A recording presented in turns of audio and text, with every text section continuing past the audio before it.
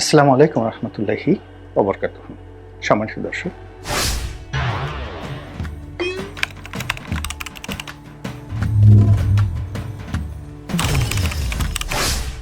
বিএনপির ভারপ্রাপ্ত চেয়ারম্যান জনাব তারেক রহমান তিনি এখন বাংলাদেশে নেই।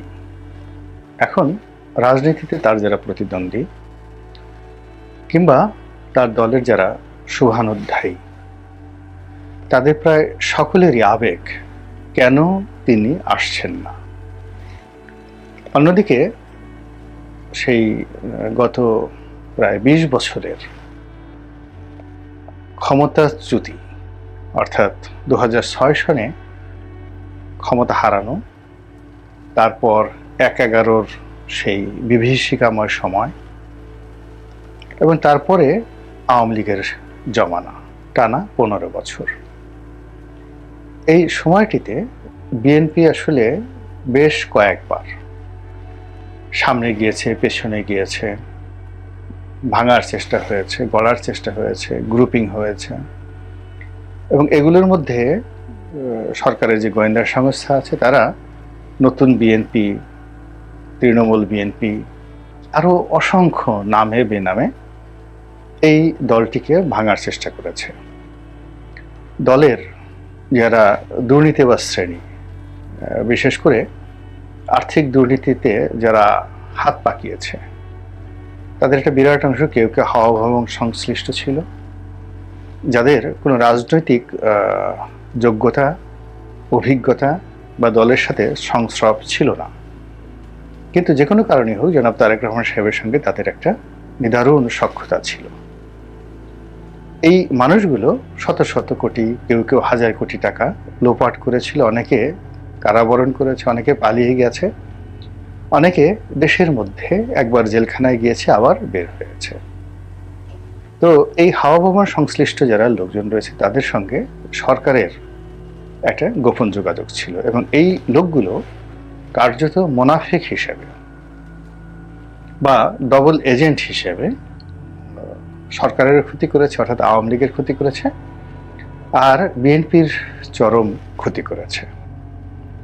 তো বিএনপির মধ্যে এই যে দুর্নীতিবাজ ধনাঢ্য শ্রেণী, তো এদের আবার বেশ কয়েকটি গ্রুপ। আগেই বলেছি যে হাওয়া ভবন কেন্দ্রিক একটা গ্রুপ ছিল যাদের রাজনীতি করার কোনো অভিজ্ঞতা ছিল না। দ্বিতীয় আরেকটা গ্রুপ ছিল যাদের রাজনীতি করার অভিজ্ঞতা ছিল, কিন্তু দুর্নীতি করেছে, হাওয়া ভবন সংশ্লিষ্ট, কিন্তু প্রথম সারির রাজনীতিবিদ নন। আরেকটি গ্রুপ যেটা হলো বেগম খালেদা জিয়ার খুবই ঘনিষ্ঠ, এবং তাদের লড়াই এবং সংগ্রামে একটা বিরাট, যাকে বলা হয়, ভূমিকা ছিল বিভিন্ন সময়টিতে, কিন্তু লেখাপড়া ওইরকম না। কিন্তু তারা যখন রাষ্ট্রীয় ক্ষমতায় এসেছে তখন 10 হাতে দুর্নীতি করেছে। এই গ্রুপটিও মোরাললেস সরকারের একটা বি টিম হিসেবে বিএনপির 12টা বাজানোর চেষ্টা করেছে। এখন এই লোকগুলো দলের মধ্যে বিভেদ সৃষ্টি করেছে, বিসংবাদ সৃষ্টি করেছে, এবং দুর্ভাগ্যজনক হলেও সত্যি যে বেগম খালেদা জিয়া এবং জনাব তারেক রহমান তাদের মধ্যে একটা রাজনৈতিক দেয়াল তৈরি করার সৃষ্টি করেছে। এখন মাসিলের মধ্যে সেই দেয়াল তো কখনোই হয় না, কিন্তু যেটা হয় সেটা হলো বেগম জিয়া পন্থী এবং তারেক রহমান সাহেব পন্থী, এই দুই গ্রুপের মধ্যে একটা দাগ কুমড়ার সম্পর্ক এরা তৈরি করে ফেলেছে। তারপর যেটা হলো সেটা হলো যে বিএনপির দুটো অফিস, অর্থাৎ চেয়ারপারসন বেগম খালেদা জিয়া যে অফিস বসতেন ও অফিস কেন্দ্রিক একটি বলয়, আর পল্টন, নয়াপল্টনের যে বিএনপি অফিস, সেই অফিস কেন্দ্রিক একটা বলয় তৈরি হয়েছিল। তো এই এতগুলো সমস্যা চলছিল, এবং তার মধ্যে যেহেতু একটা জনপ্রিয় দল, প্রচণ্ড জনপ্রিয় দল, সাধারণ যারা খেটে খাওয়া বিএনপির নেতা এবং কর্মী, তারা এইসব সমস্যার ওরকম কোনো, যাকে বলা হয়, ধার ধারতেন না, অথবা এই সকল সমস্যা তাদের নিকট প্রকট হতো না। এই কারণে হতো না যে তারা আওয়ামী লীগের দ্বারা এতটা বেশি নির্যাতিত হতেন এবং সবসময় এতটা দৌড়ের উপর থাকতেন, যার ফলে কি হলো, নিজেদের দলের মধ্যে যে এত সমস্যা আছে এই সমস্যাগুলো তারা কখনো চিন্তা করতে পারতেন না বা চিন্তা করতেন না, সে সুযোগও তাদের হতো না। এর বাইরে যেটা হলো সেটা হলো যে জনাব তারেক রহমানকে কেন্দ্র করে দলের ভিতরে, দলের বাইরে, বিশেষ করে প্রশাসনে, সিভিল অ্যাডমিনিস্ট্রেশনে, তারপর পুলিশে এবং সর্বোপরি সামরিক বাহিনীতে, সেখানে একটা ধ্যান ধারণা তৈরি হয়েছে এবং এটা ইন্টেলেকচুয়ালি এমনভাবে প্রচার করা হয়েছে এবং এখনো হচ্ছে, যেটি জনাব তারেক রহমান সাহেব কতটা আন্দাজ করতে পেরেছেন আমি বলতে পারবো না, কিন্তু অনেক বিএনপি পন্থী বুদ্ধিজীবী বারবার শুধু সেই দৃশ্য সামনে নিয়ে আসছেন এই সময়টিতে, যখন বলা হচ্ছে যে তাকে 11-এর সময় ভীষণ রকম নির্যাতন করা হয়েছে। তাকে আমি ঠিক ওইভাবে বলতে পারবো না, তারা যেভাবে বলছে সেটা হলো তার মেরুদণ্ডের হাড় ভেঙে দেওয়া হয়েছে, তাকে পিটানো হয়েছে, ফ্যানে টানানো হয়েছে, আরও অনেক কিছু। এবং সেই ছবিগুলো, মানে সেই নির্যাতনের ভিডিও ফুটেজগুলো এবং তাকে হাসপাতালে আনা নেওয়ার যে দৃশ্যগুলো, এগুলো বারবার শো আপ করা হচ্ছে। এর ফলে কি হচ্ছে, বিএনপি কিন্তু কোনো উপকার হচ্ছে না, বরং মানে ক্ষতি হচ্ছে, একাধিক ক্ষতি। সেটা হলো হাওয়া ভবন কেন্দ্রিক ওই সময়টার যে দুর্নাম এবং বদনাম, ওটা সামনে চলে আসছে। 2 নম্বর হলো যে নেতা হিসেবে তারেক রহমান সাহেবের যে ক্ষমতা, তার যে দাপট এবং তার যে কমান্ডিং ভয়েস, এটাকে যখন ওই ছবিগুলোর সঙ্গে পাশাপাশি রাখা হয়, তখন তিনি সঙ্গত কারণেই দুর্বল হয়ে যান, অসহায় হয়ে যান এবং লোকজন সেই বিগত বিএনপি জমানা এবং একজন দুর্বল, অসহায়, অত্যাচারিত, মজলুম তারেক রহমান সাহেবকে দেখে। এবং এই ধরনের মানুষকে কোনো মানুষই নেতা হিসেবে প্রথম পছন্দে নেবেন হয় না।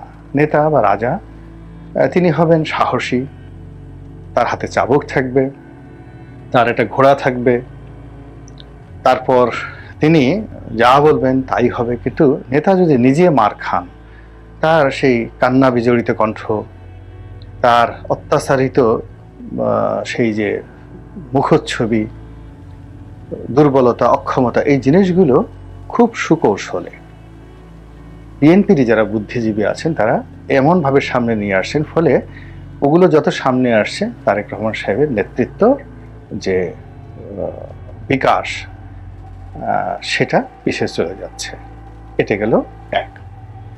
2 নম্বর হলো যে ওই সময় তো এই নির্যাতনগুলো করেছে সামরিক বাহিনীর লোক করুক, এনএসআইয়ের লোক করুক কিংবা পুলিশের লোক করুক, তারা করেছে। এবং পুরো আমাদের আমলাতন্ত্র না একটা, যাকে বলা হয়, এমন একটা চেইন, রাজনীতিবিদদের মধ্যে ঐক্য নেই, ব্যবসায়ীদের মধ্যে ঐক্য নেই, কিন্তু আমলাদের মধ্যে একটা ঐক্য আছে। আপনি যে কোনো একটা পুলিশের কনস্টেবল বা সেনাবাহিনীর, নৌবাহিনীর, বিমান বাহিনীর একজন একেবারে সিপাহী যিনি আছেন, তাকে অপমান করেন, একটা বাজে কথা বলেন, একেবারে সেনা প্রধান, নৌবাহিনীর প্রধান, বিমান বাহিনীর প্রধান, ওটা কিয়ামত পর্যন্ত বংশ পরম্পরা, অর্থাৎ একজন যাবেন আর একজন আসবেন, আর একজন যাবেন আর একজন আসবেন, ওটাকে তাদের উপর আঘাত এবং তাদের পোশাকের উপর আঘাত, অস্ত্রের উপর আঘাত হিসেবে তারা সেটা ট্রিট করে এবং ওভাবেই কিন্তু তারা কাউকে বন্ধু হিসেবে মনে করে এবং কাউকে শত্রু হিসেবে মনে করে। তো কাজেই হাওয়া ভবন কেন্দ্রিক বিএনপির যে সকল দুর্নাম এবং বদনাম ছড়িয়ে পড়েছিল সামরিক বাহিনীর মধ্যে, সেটি হলো ওই ভবনে গিয়ে অনেকে পর্যাপ্ত সম্মান পাননি। সত্য মিথ্যা পরের ব্যাপার, কিন্তু বাস্তবতা হলো যে এই জিনিসটা ব্যাপকভাবে আলোচিত হচ্ছে সিভিল অ্যাডমিনিস্ট্রেশনে, পুলিশ অ্যাডমিনিস্ট্রেশন এবং সামরিক বাহিনীতে। 2 নম্বর হলো যে অনেক অপ্রীতিকর ঘটনা ঘটেছে যেগুলো মুখে মুখে এখন ফিরছে, সেটা ফাইন্যান্সিয়াল সেক্টরে, বিহেভিয়ারের ক্ষেত্রে, ব্যবসা বাণিজ্যের ক্ষেত্রে, আরও অনেক ক্ষেত্রে সেগুলো কিন্তু মুখে মুখে এই মুহূর্তে ফিরছে। এবং সবচেয়ে বড় ব্যাপার হলো যে যাদের বিরুদ্ধে অভিযোগ, তাদের একটা বিরাট অংশ এখন আবার সেই মাঠে ঘাটে এসে নিজেদেরকে প্রতিষ্ঠিত করে ফেলেছে। এবং অবাক করার ব্যাপার হলো এদের কারোর সঙ্গেই জনাব তারেক রহমান সাহেবের এখন আর আগের মতো সম্পর্ক নেই। অনেকের সাথে দাকুমার সম্পর্ক হয়ে গেছে, কিন্তু তারা ঠিকই মানুষের মন এবং মননে বিএনপির প্রতিনিধি হিসেবে, তারেক রহমানের প্রতিনিধি হিসেবে এখন পর্যন্ত নেতাকর্মীদের কাছে জাস্ট তারা সমাদৃত হচ্ছেন। একটা ছোট্ট উদাহরণ দিই। এক ব্যক্তি, যিনি একসময় জনাব তারেক রহমান সাহেবের খুবই ঘনিষ্ঠ ছিলেন, কিন্তু আমি জানি যে এই মুহূর্তে তিনি তারেক রহমান সাহেবের ধারে কাছে যেতে পারেন না। এবং শুধু তাই নয়, অনেক সিনিয়র নেতাকে তারেক রহমান সাহেব বলে দিয়েছেন যে অমুকের সাথে যদি তোমার কোনো যোগাযোগ হয় বা কথাবার্তা হয় তাহলে আমার দরজা তোমার জন্য বন্ধ থাকবে। তাহলে বুঝুন সেই অমুক সম্পর্কে তার ধারণা কেমন। এবার বাস্তবতে আসুন, সেটা হলো সেই অমুকের কাছে সারা বাংলাদেশের বিভিন্ন লোক এখনো আসছে একটা কমিটি করার জন্য, একটা সুপারিশের জন্য, একটা কাজের জন্য, এবং সে ঠিকই খুব চতুর মানুষ, চালাক মানুষ, সেই জিনিসগুলো সে যেভাবে হোক ম্যানেজ করে সে তার যে কাঙ্ক্ষিত তার যে জিনিস, ধান্দা করা, টাকা উপার্জন করা, দখলবাজি করা, সেই জিনিসগুলো সে করে যাচ্ছে। তো এইটা যেমন হাওয়া ভবনকে কেন্দ্র করে যে গ্রুপটি অ্যাবান্ডেন্ট হয়ে গেছে, তারাও এই কাজ করছে। আবার বেগম খালেদা জিয়ার সঙ্গে যাদের সম্পর্ক ছিল হারিস চৌধুরীর নেতৃত্বে, হারিস চৌধুরী নেই, কিন্তু সেই গ্রুপটিও কিন্তু সামনের সারিতে চলে এসেছে। তো এই যে প্রবলেমগুলো, এই প্রবলেমগুলোর কারণে কি হলো, অনেকগুলো ডেঞ্জার জোন তৈরি হয়ে গেছে অনেক নেতাদের জন্য, জনপ্রিয় নেতাদের জন্য, বিশেষ করে তারেক রহমান সাহেবের জন্য উইদিন দ্য পার্টি। কেবলমাত্র রাষ্ট্র ক্ষমতা একেবারে পারফেক্টলি রাষ্ট্র ক্ষমতা না পাওয়া পর্যন্ত এই যে ডেঞ্জার জোন বা ডেঞ্জার হোল, এগুলো বন্ধ করা সম্ভব নয়। এই জন্য হয়তো আমি ধারণা করছি যে একটা নির্বাচন, এবং নির্বাচন হলে তো এখন যদি নির্বাচন হয় এই মুহূর্তে বিএনপি 300 সিট পেয়ে যাবে। এর কারণ হলো মাঠে ঘাটে পথে সবকিছু তাদের দখল, এবং এখানে ভোট করার মতো না, 2024-এর মতোই একটা অবস্থা হয়ে যাবে। কেন হবে? ধরুন একটা নির্বাচনী এলাকা, একটা সাধারণ ভোট করতে 1 কোটি, 2 কোটি, 5 কোটি, কোনো এলাকাতে 10 কোটি টাকাও লাগবে। এমনও সিট আছে 50 কোটি টাকা খরচ করেও এমপি হয় অনেকে। কিন্তু দেখা গেল যে প্রশাসন ঠিক আছে, লোকজন ভয় পাচ্ছে, এবং সবকিছু আওয়ামী লীগের জমানাতে যেভাবে আওয়ামী লীগের নেতাদের মনে করতো, তার চেয়ে এখন বিএনপি নেতাদের কর্তৃত্ব সব জায়গাতেই তৃণমূলে প্রতিষ্ঠিত হয়ে গেছে। তাহলে সে কেন এই ভোটের প্রতিযোগিতার মধ্যে যাবে? বা দুর্বল প্রতিদ্বন্দ্বী আওয়ামী লীগ যদি না আসে, তাহলে কোথাও জামাত থাকবে, কোথাও হেফাজত থাকবে। তাহলে এদের সাথে এরকম খেলাধুলার দরকার নেই। সকাল 9টা-10টার মধ্যে ভোট কমপ্লিট হয়ে গেল, 80% কাউন্ট হয়ে গেল, এবং বাধা দেওয়ার মতো কোনো লোক নেই। এবং তাই যদি হয়, এবং এখনকার মিডিয়া আরও ভয় বেশি পাচ্ছে অতীতে যে কোনো সময় সে সেলফ সেন্টার, তো 300 আসনই আওয়ামী লীগের পরিবর্তে বিএনপি জয় হয়ে যাবে। এর আগে আওয়ামী লীগ 300 আসন নেয়নি, কিন্তু বিএনপি 300 আসন নিয়ে যাবে। আর যদি ওইভাবে সমঝোতাও করা হয় যে ঠিক আছে আমার শরীরদেরকে আমি 50 আসন ছেড়ে দেবো, কিন্তু ওটাও আওয়ামী লীগের বিএনপির যে সকল নেতা রয়েছেন তারা সেটা মান্য করবেন না। তো কাজেই বুঝতে পারেন যে সেই নির্বাচনটা কোন পর্যায়ে যাবে। আবার যদি ধরেন একটা ফ্রি ফেয়ার ইলেকশন হয় 2 বছর পরে, 3 বছর পরে, মানে প্রশাসনটা গেয়ার আপ হলো, তারা সত্যিকার অর্থে একটা তত্ত্বাবধায়ক সরকারের মতো শক্তিমত্তা নিয়ে একটা নিরপেক্ষ ইলেকশন করার চেষ্টা করলো, এবং আওয়ামী লীগ সেখানে নির্বাচনে আসলো, তাহলে এই নির্বাচনের পুরো সময়টাই সারা বাংলাদেশ বিএনপির যারা শক্তিশালী প্রার্থী, জনপ্রিয় নেতা, তাদের জন্য একটা ডেঞ্জার জোনে পরিণত হয়ে যাবে। তো সেই দিক বিবেচনায় জনাব তারেক রহমান হয়তো তিনি সময় নিচ্ছেন পরিস্থিতি বোঝার জন্য, তারপর তার আগমন কিংবা তার ওখানে বসে এখন দল পরিচালনা কোনটি তার জন্য, তার দলের জন্য লাভবান হবে, এবং তিনি ওখানে থেকে এর আগে যেভাবে দল চালাতেন তখন একটা প্রেক্ষাপট ছিল, সেই প্রেক্ষাপটে কেউ তার অবাধ্য হতো না। কিন্তু এখন এই যখন সর্বময় ক্ষমতা তার হাতে, পরিবেশ পরিস্থিতি তার হাতে, রাষ্ট্র ক্ষমতা এমন একটা যেন চলেই গিয়েছে, তো এখন তার কমান্ডগুলো কিভাবে কাজ করে এটা তো তাকে বুঝতে হবে। এই জন্য তিনি সময় নিচ্ছেন হয়তোবা। অনেক অনেক কথা বলছেন, নেতাকর্মীরা খুবই আবেগপ্রবণ, কেন নেতা আসেন না, আজ আসবেন কাল আসবেন। তো এই বিষয়গুলোতে দলের যারা শীর্ষ নেতৃবৃন্দ এখনো পর্যন্ত তেমন কিছু বলেননি। আর না বলার কারণে কি হচ্ছে, যে ধোঁয়াশা তৈরি হচ্ছে, এটি দলীয় রাজনীতিতে একটা বিরূপ প্রতিক্রিয়া তৈরি করবে।